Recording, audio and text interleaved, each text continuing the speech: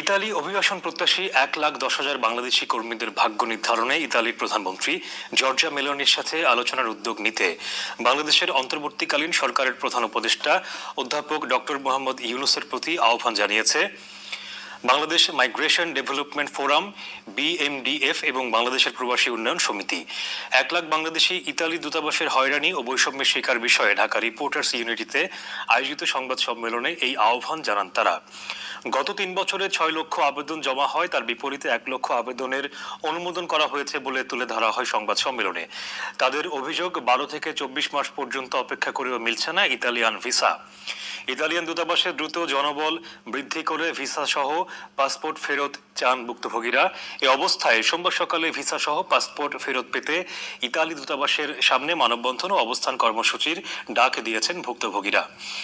BMDF এর সভাপতি খায়রুজ্জামান কামালের সভাপতিত্বে এ সময় বাংলাদেশ প্রবাসী উন্নয়ন সমিতির নির্বাহী পরিচালক শাহ মোহাম্মদ তাইফুর রহমান সহ ইতালি ভিসা প্রত্যাশী ভুক্তভোগীরা উপস্থিত ছিলেন।